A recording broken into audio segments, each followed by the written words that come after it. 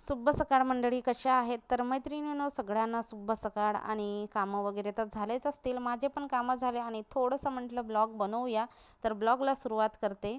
सकाळी सकाळी अशी एक बातमी मिळाली मला की ती बातमी ऐकून थोडासा माझा डिसमूड झालेला आहे, मूड ऑफ आहे. तर म्हटलं थोडंसं व्यक्त होऊया, कुठेतरी व्यक्त केलं तर मन थोडंसं हलकं होतं आणि चांगलं वाटतं आपल्याला. तर सोशल मीडिया असा एक प्लॅटफॉर्म आहे की आपण आपल्या मनातील खरंच बोलू शकतो, चांगलं वाटतं, बदलणे म्हणजे आपण निसर्गाचा कुठेतरी नियम व्यक्त आहे, होऊ बरोबर शकतो. आहे ना. एका जागेहून दुसऱ्या जागी स्थलांतर करणे हा सुद्धा निसर्गाचा नियम आहे. मग पशुपक्षी असोत, माणूस असोत, जीवजंतू असोत, झाडं असोत, एकाच ठिकाणी तर राहत नाही. एका ठिकाणाहून दुसऱ्या ठिकाणी जाणे हे त्यांच्या स्वाभाविकच आहे. तर सकाळी सकाळी मी असं का बोलते, तर अशी काही न्यूज मिळाली जी की मनाला दुःख देणारीच आहे म्हटलं तरी चालते. पण काय, त्याला इलाज नाही. जसं किड्यामुंग्यांना, झाडांना, पशुपक्ष्यांना स्थलांतर करावं लागतं, तसं माणसाला सुद्धा स्थलांतर करावं लागतं. तर आम्हाला सुद्धा एका ठिकाणाहून दुसऱ्या ठिकाणी जायचं आहे. तर जरा मन आज चांगलं नाही आहे, थोडंसं वेगळंच वाटतं आहे. एवढं काही चांगलं नाही वाटत, फिलिंग खराब वाटते. तर आज सकाळी उठता बरोबर मेसेज मिळाला की आमची ट्रान्सफर झाली. तर आता ट्रान्सफर कुठे झाली? आमच्या जिल्ह्यामध्ये झाली. आता आम्ही आपल्या गावाकडेच आहे, पण आम्ही आपल्या जिल्ह्यामध्ये नाही आहे, भंडारा जिल्ह्यामध्ये आहे. तर गोंदिया जिल्ह्यामध्ये ट्रान्सफर झाली. अजून कुठलं गाव वगैरे काही दिलेलं नाही. तर आज तरी इथे ड्युटी आहे, उद्या इथून रिलीफ करणाऱ्यांना नंतर तिकडे ज्या ठिकाणी दिलेलं आहे तिकडे हेड ऑफिसला जाऊन नंतर जॉईन करायचं आहे. तर कधी कधी असं वेगळंच वाटतं ना. आणि कसं, शाळा चालू झाली, सगळं रुटीन व्यवस्थित असते आणि अशा वेळेस बदली होते तर एकदम अशी डोकेदुखी होते. आणि तीच डोकेदुखी आता मला वाटते आहे. कारण ज्यावेळेस आपण आता ही पण जागा आम्हाला, ही पण ठिकाण, ही पण जागा, हे लोकंसुद्धा आम्हाला नवीन होते. थोडासा वेळ लागला यांच्यामध्ये मिक्स व्हायला, ओळखी व्हायला, रुळायला. आणि बघा, सगळं आपण चांगलं बोलायला लागतो, चालायला लागतो, सगळं काही त्या ठिकाणची माहिती व्हायला लागते आणि अशा वेळेसच बदली पडते. तसंच काहीसं झालेलं आहे. तर आता बदली पडली आहे आमची. आता कुठलं ठिकाण देतात माहिती नाही.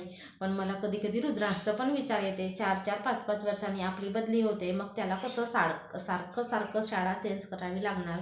म्हणजे रुद्रांश पण ना सहजासहजी मैत्री करत नाही. आणि मैत्री केली तर एकदम मनापासून जीवतोड मैत्री करतो. तो छोटासा आहे तरीसुद्धा, म्हणजे त्याचं माझ्यासारखे गुण त्याच्यामध्ये उतरले आहेत मैत्रीचे.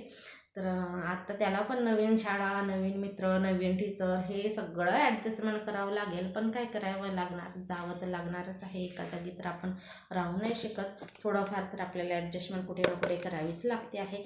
पण मला वाटते ह्या अशा बदल्या वगैरे, ट्रान्सफर वगैरे व्हायचे असते तर उन्हाळ्यामध्येच झाली तर बरी असते. अशी शाळा चालू वगैरे होते, आपण रुटीनमध्ये येतो आणि नंतर होते, तर तेवढीच आपल्याला डोकेदुखी होते. आणि पावसाळ्याचे दिवस आहेत, तुम्हाला तर माहितीच आहे, आमच्याकडे तर आता 24 तास पाऊस चालू आहे. आणि ह्या पावसामध्ये सामान्यानं इकडून तिकडे जाणं हे वरून एक डोकेदुखी आहे. तर आत्ताच आम्ही रूम काही सोडणार नाही आहे, जोपर्यंत रुद्रांच्या पप्पांना एक्झॅक्टली गाव देत नाही तोपर्यंत. म्हणजे आम्ही सामान इथून हलवलं की डायरेक्ट रूम बघून मग तिकडेच न्यायचं असं ठरवलेलं आहे. पावसाळ्यामध्ये इकडे तिकडे तिकडे इकडे करण्यामध्ये बराच असा एक्झर्सन होतो. आपलासुद्धा सामान पण थोडासा खराबच होतो सारखं सारखं हलवण्यामध्ये.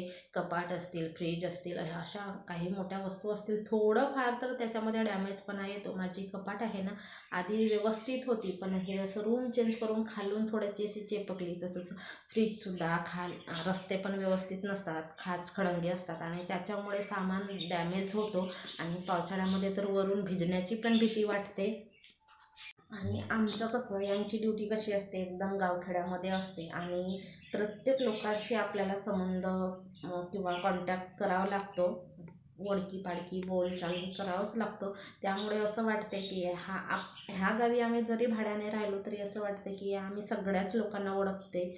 मला तरी वाटते बाबा, मी सगळ्याच लोकांना ओळखते, येता जाता सगळ्यांसोबत बोलते, हसते, म्हणजे व्यवस्थित असं. मग परत नव्याने सुरुवात करावं लागते, कारण आपला संबंध मातीशी आहे.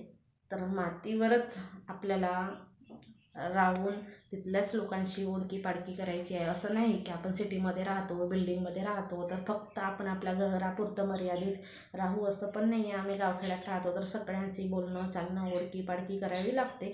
तर ही सगळं छान पद्धतीने इथं झालेलं आहे. जिथं ज्या ज्या ठिकाणी जाते मी त्या त्या ठिकाणी सगळं ओळखी पाडकी सगळे दवाखाने असतील, दुकानं असतील, ह्या सगळ्यांशी आपल्याला माहीत असते की ह्या ठिकाणी हे सामान मिळते, ह्या ठिकाणी तेच मिळते, ह्या ठिकाणी आपल्याला असं मिळेल, हे सगळं आपल्याला माहिती होतं. आणि त्याच वेळेस असं काहीतरी बदलीचा येऊन जातो आणि होते बदली, तेव्हाच अशी डोकेदुखी वाटते. मला तर वाटते बाबा, मला वाटते.